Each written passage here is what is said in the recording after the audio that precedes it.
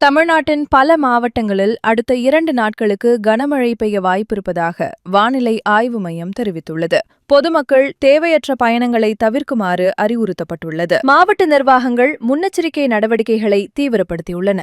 இன்று நீலகிரி, கோவை, திருப்பூர், ஈரோடு உள்ளிட்ட 12 மாவட்டங்களுக்கு கனமழை எச்சரிக்கை விடுக்கப்பட்டுள்ளது. சில பகுதிகளில் இடியுடன் கூடிய மழையும் பலத்த காற்றும் வீசக்கூடும் என தெரிவிக்கப்பட்டுள்ளது. தாழ்வான பகுதிகளில் தண்ணீர் தேங்கும் அபாயம் இருப்பதாக எச்சரிக்கப்பட்டுள்ளது. நாளை கோவை, நீலகிரி, தேனி, திண்டுக்கல் மற்றும் கன்னியாகுமரி உள்ளிட்ட 8 மாவட்டங்களில் கனமழை தொடரும் என கூறப்பட்டுள்ளது. மேற்கு தொடர்ச்சி மலைப்பகுதிகளில் மழை தீவிரமாக இருக்க வாய்ப்பு அதிகம் என வானிலை மையம் தெரிவித்துள்ளது. கடந்த சில நாட்களாக தமிழகத்தில் வெயிலின் தாக்கம் அதிகரித்து காணப்பட்டது. தற்போது திடீரென மழை எச்சரிக்கை வெளியிடப்பட்டதால் வானிலை மாற்றம் ஏற்பட்டுள்ளது.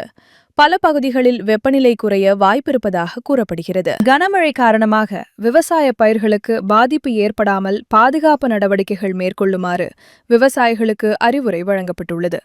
மின்சார மற்றும் போக்குவரத்து சேவைகளிலும் சில இடங்களில் பாதிப்பு ஏற்படக்கூடும் என தெரிவிக்கப்பட்டுள்ளது. மீட்பு மற்றும் நிவாரணக் குழுக்கள் தயார் நிலையில் வைக்கப்பட்டுள்ளதாக அதிகாரிகள் தெரிவித்துள்ளனர்.